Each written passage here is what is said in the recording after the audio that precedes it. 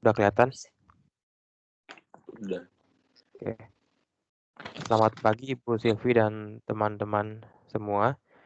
Pada kesempatan kali ini, kelompok kami akan menjelaskan tentang salah satu topik dari pelajaran manajemen sumber daya manusia, yaitu tentang job analysis and talent management. Kelompok kami terdiri dari 4 orang. Yang pertama adalah Jason Felix, yang kedua adalah saya sendiri, Rizali Kinanta, yang ketiga adalah William Daniel, dan yang terakhir adalah Wiwi Alawiyah. Di sini saya akan menjelaskan pengertian job analysis.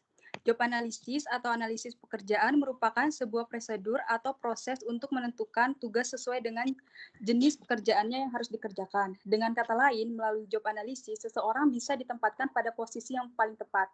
Berdasarkan definisinya ini, bisa diketahui bahwa job analysis sangat penting dalam dunia pekerjaan, termasuk juga pada kantor dan perusahaan. Next. Job analysis akan menghasilkan job description dan job specification. Yang pertama ada job description merupakan daftar tugas atau tanggung jawab berhubungan dengan laporan terhadap kondisi pekerjaan. Sedangkan job specification merupakan sebuah syarat untuk harus dipenuhi oleh karyawan guna memenuhi pekerjaan yang dibutuhkan oleh perusahaan. Data-data job description didapatkan dari hasil analisis pekerjaan. Data tersebut menggambarkan apa yang sebenarnya harus dilakukan oleh pemegang pekerjaan.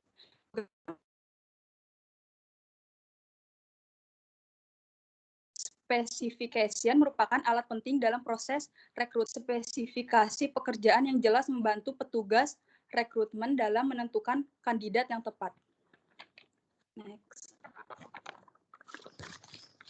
Di sini terdapat 6 jenis job analysis. Yang pertama yaitu work activities, yang artinya informasi tentang sebuah pekerjaan secara aktual. Informasi ini juga mencakup bagaimana, mengapa, dan kapan pekerjaan melakukan setiap kegiatan. Yang kedua ada human behavior, informasi tentang perilaku manusia yang dibutuhkan dalam pekerjaan seperti menjalin komunikasi antara karyawan.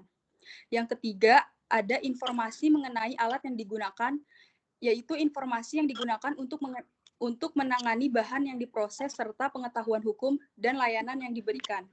Dan yang keempat, yaitu performance standar, yaitu meliputi informasi tentang standar kerja yang diberikan oleh perusahaan kepada para karyawan. Hal ini berguna untuk meningkatkan kualitas kinerja karyawan. Next. Nah, yang kelima ini ada job context, yaitu informasi yang berisi tentang hal yang berkaitan dengan kerja fisik, jadwal kerja intensif, dan lainnya. Dan yang terakhir ada human requirement, yaitu informasi seperti pengetahuan atau keterampilan, seperti pendidikan, pelatihan, pengalaman kerja, dan atribut pribadi yang diperlukan, yaitu bakat, kepribadian, dan minat. Informasi yang dikumpulkan melalui analisis jabatan berperan penting dalam perencanaan SDM. Karena apa? Karena menyediakan data tentang kondisi kepegawaian dan lingkungan kerja. Contohnya yaitu kayak hasil informasi yang didapat dari kegiatan job analysis atau analisis jabatan. Antara lainnya itu kayak uraian jabatan, syarat jabatan, berat ringannya pekerjaan, besar kecilnya tanggung jawab, dan banyak sedikitnya pengalaman, dan tinggi rendahnya tingkat pendidikan dan pertimbangan-pertimbangan lainnya. Next-nya Jason. Penggunaan informasi terkait job analysis ada 5, yaitu yang pertama perekrutan dan job analisis akan menghasilkan informasi yang dapat diperlukan dalam pekerjaan dan karakteristik Anda. Karyawan yang sopan, apa yang dibutuhkan oleh perusahaan guna memiliki kebutuhan pekerjaan. Yang kedua adalah kepatuhan terhadap peluang pekerjaan yang pemakaian harus mengetahui ciri-ciri dasar fungsi pekerjaan, misalnya untuk mematuhi undang-undang pekerjaan harus mengetahui fungsi pekerjaan, penting setiap pekerjaan yang pada gilirannya memerlukan analisis pekerjaan. Yang ketiga adalah performance appraisal, penilaian kinerja yang antar karyawan hari ini dilakukan agar manajer dapat menganalisis sebuah pekerjaan untuk mempelajari tugas dan standar dari pekerjaan tersebut. Yang keempat adalah compensation. Kompensasi biasanya dihitung berdasarkan pada keterampilan dan tingkat pendidikan yang dibutuhkan pekerjaan, bahaya keselamatan, tingkat tanggung jawab, dan sebagainya. Yang kelima yang terakhir adalah training. Deskripsi pekerjaan mencantumkan tugas spesifik dan keterampilan yang dibutuhkan. Dengan demikian dapat menunjukkan dengan tepat latihan apa yang dibutuhkan next. Dan di sini ada kita lihat ada langkah-langkah dalam job analysis. Yang pertama adalah identitas pengguna informasi dan mengukurannya. Yang kedua, meninjau informasi latar belakang yang relevan tentang pekerjaan itu sebagai bagian organisasi atau organisasi dan bagian proses atau proses chart. Yang ketiga adalah memilih posisi yang mewakili. Yang keempat, menganalisis pekerjaan. Yang kelima, supervisor memeriksa informasi dengan pekerja. Dan yang keenam, mengembangkan dan spesifikasi pekerjaan. Next. Yang kita bisa lihat di sini ada talent management. Proses menyeluruh terpadu yang berorientasi pada hasil dan tujuan dari perencanaan, rekrutmen, seleksi, pengembangan, pengelolaan, dan memberi kompensasi karyawan. Next. Dari slide ini dilanjutkan oleh teman saya yaitu William. Selanjutnya, fungsi utama manajemen bakat. Fungsi utama manajemen bakat adalah sebagai manajemen sumber daya manusia atau MSDM, dan tanpa manajemen bakat yang efektif, sebuah organisasi mungkin tidak akan bertahan. Next. Selanjutnya ada proses manajemen bakat. Yang pertama, menentukan posisi pekerjaan apa yang harus dipenuhi melalui analisis pekerjaan, perencanaan personil, dan perkiraan. Kedua, membuat penampungan data atau pool dari pelamar kerja dengan merekrut kandidat internal atau eksternal. Yang ketiga, memiliki formulir lamaran lengkap setiap kandidat dan melakukan wawancara awal. Keempat, menggunakan alat seleksi seperti tes, wawancara, pemeriksaan latar belakang, dan ujian fisik untuk mengidentifikasi kandidat yang layak. Kelima, menentukan siapa yang akan mengisi posisi pekerjaan. Keenam, mengarahkan, melatih, dan mengembangkan karyawan sehingga memiliki kompetensi untuk melakukan pekerjaan mereka.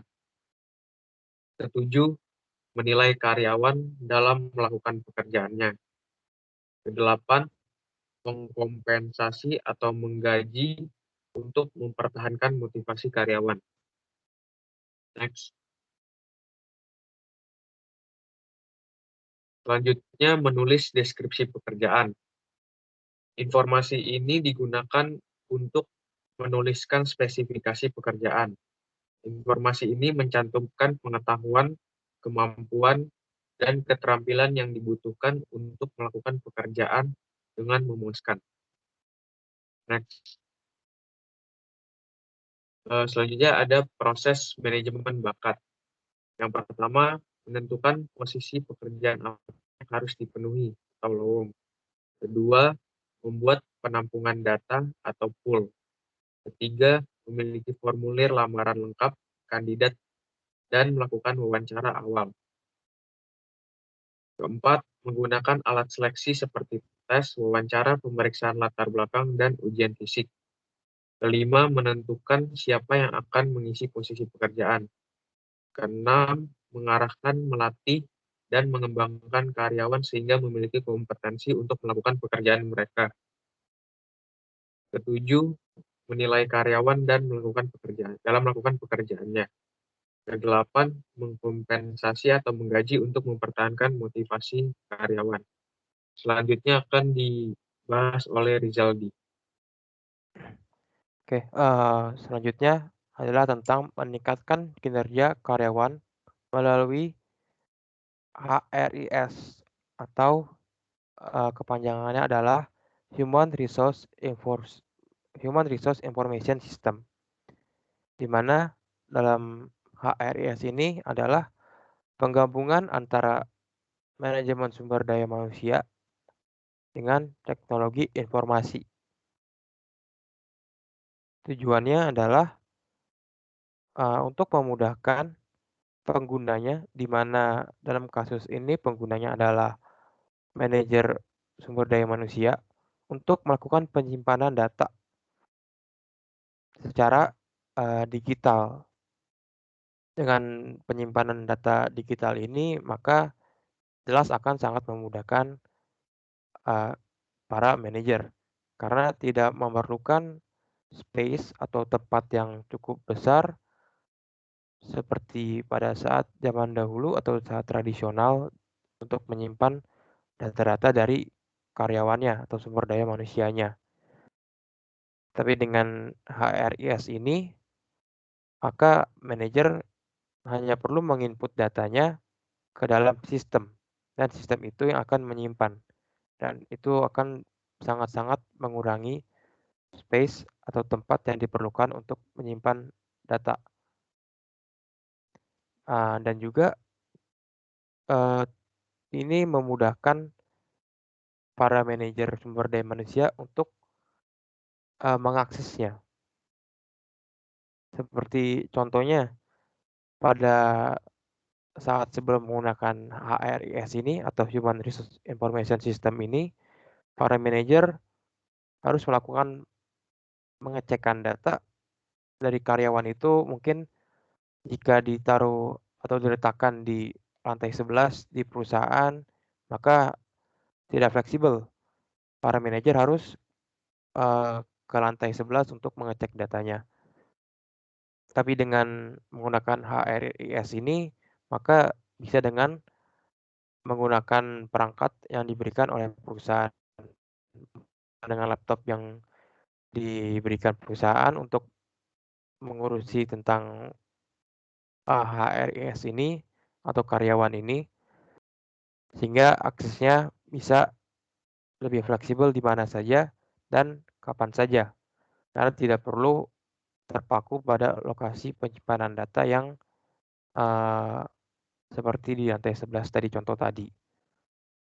Jadi lebih mudah untuk mengakses dan mengurangi tempat untuk penyimpanan. Dan juga kelebihannya lebih mudah untuk mencarinya atau mencari data karyawan yang ingin diteliti. Karena bisa tinggal kita ketik namanya maka akan keluar. Kalau misalnya secara tradisional maka kan harus dicari secara satu-satu. Berikutnya tentang rekayasa ulang bisnis. Seperti namanya, rekayasa ulang bisnis, maka pada dasarnya kegiatan ini adalah di mana berusaha mendesain ulang atau memikirkan dan merencanakan secara ulang tentang bisnis mereka secara fundamental atau secara mendasar, di mana tujuannya untuk meningkatkan performa perusahaan dengan cara memasukkan nilai tambah, memindahkan alur kerja, dan cara-cara lainnya. Nah, dalam rekayasa ulang bisnis ini ada 3, secara besar ada 3 yang dipelajari untuk meningkatkan nilai, yaitu job enlargement, job rotation, dan job enrichment.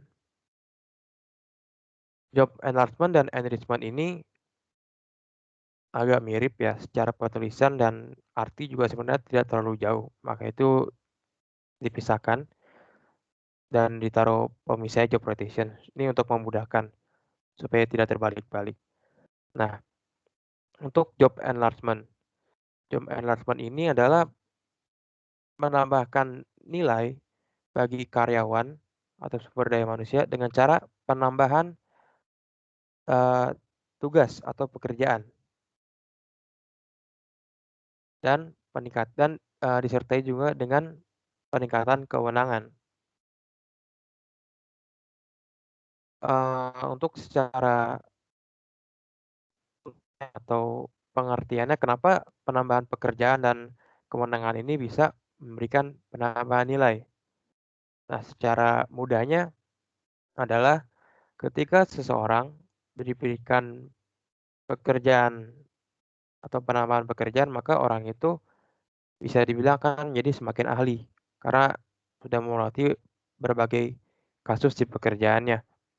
Lalu dengan peningkatan kewenangan juga sebenarnya meningkatkan juga tanggung jawab. Jadi orang itu pasti selain berkembang melalui pengalamannya, melalui pekerjaan yang bertambah dan kewenangan yang bertambah ini akan memberikan rasa untuk, berkembang karena mempunyai kewenangan yang lebih, tapi secara tidak langsung juga tanggung jawab yang lebih.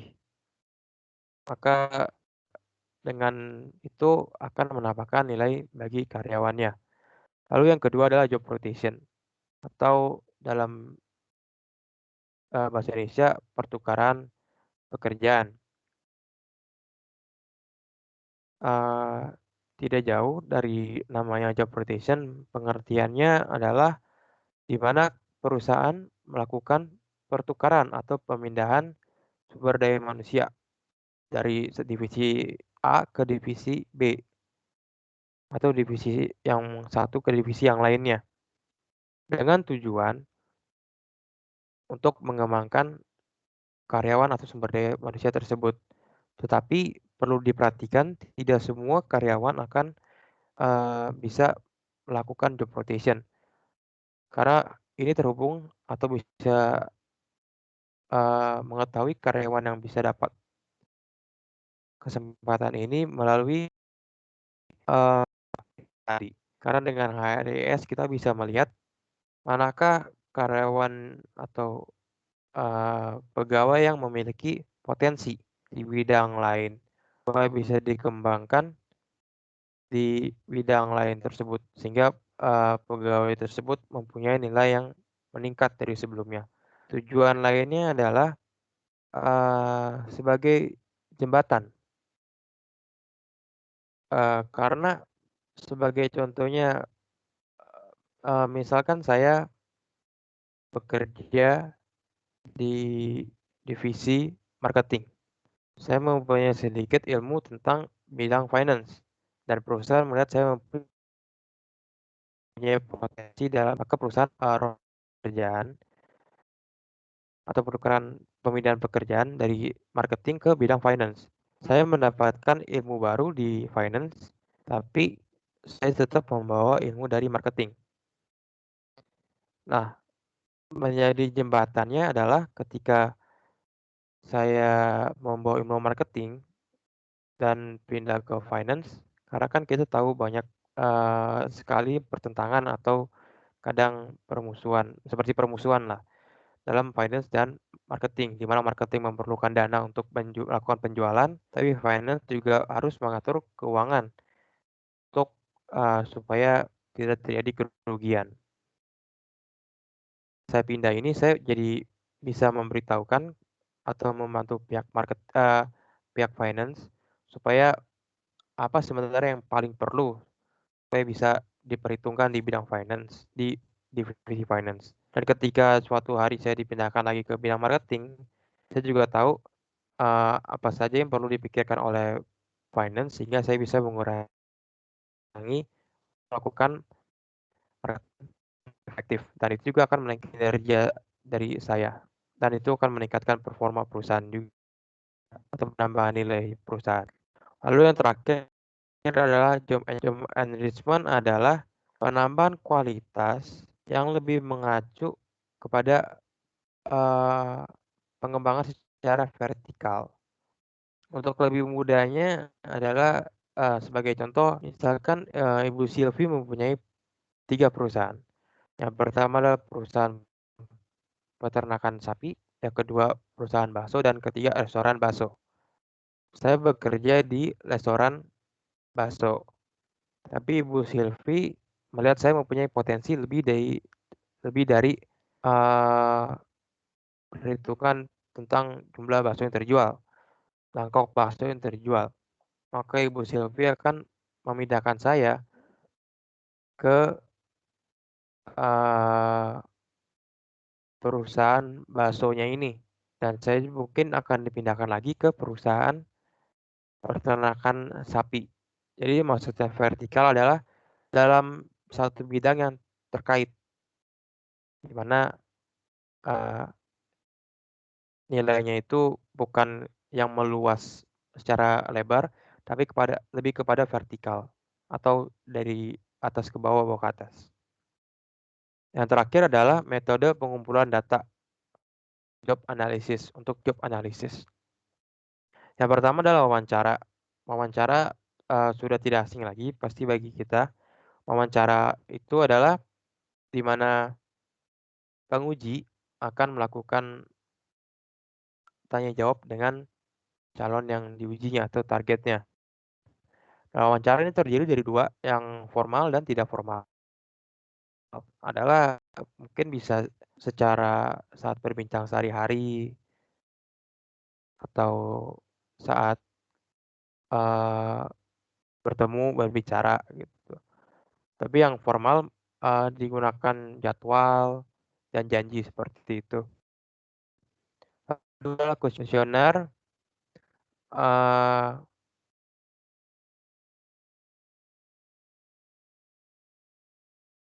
maksudnya pengumpulan data dengan cara memberikan soal yang bisa melalui media digital maupun dengan tertulis atau baku.